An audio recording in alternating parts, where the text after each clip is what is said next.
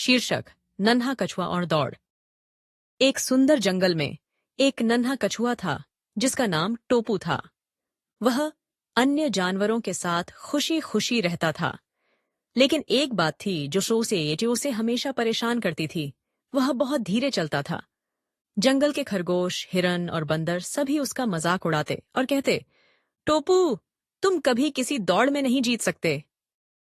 एक दिन जंगल में दौड़ का मुकाबला हुआ। सभी जानवरों ने भाग लिया और मजेदार बात यह थी कि टोपू ने भी अपना नाम लिखवा दिया। सभी हंसने लगे। खरगोश ने मजाक में कहा, तुम तो कभी जीत ही नहीं सकते, लेकिन खैर, कोशिश कर लो। टोपू को पता था कि वह तेज नहीं दौड़ सकता, लेकिन उसने फैसला किया कि वह हिम्मत नहीं हारेगा। जब दौड़ शुरू हुई तो खरगोश और हिरन तेजी से आगे निकल गए, जबकि टोपू धीरे धीरे चलता रहा।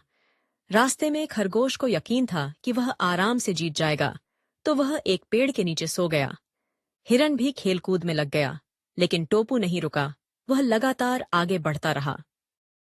जब खरगोश जागा तो उसे आश्चर्य हुआ कि टोपू लगभग जीतने वाला था। खरगोश ने तेजी से दौड़ने की कोशिश की, लेकिन बहुत देर हो चुकी थी। सभी जानवर हैरान रह गए जब उन्होंने देखा कि नन्हा कछुआ दौड़ जीत चुका है। सभी ने तालियां बजाईं और टोपू से माफी मांगी।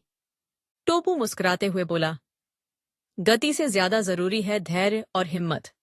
यदि आप हार न माने तो आप सब कुछ हासिल कर सकते हैं। कहानी से सीख, सफलता केवल तेजी से नहीं बल्कि धैर्य और हिम्मत से प्राप्त होती है।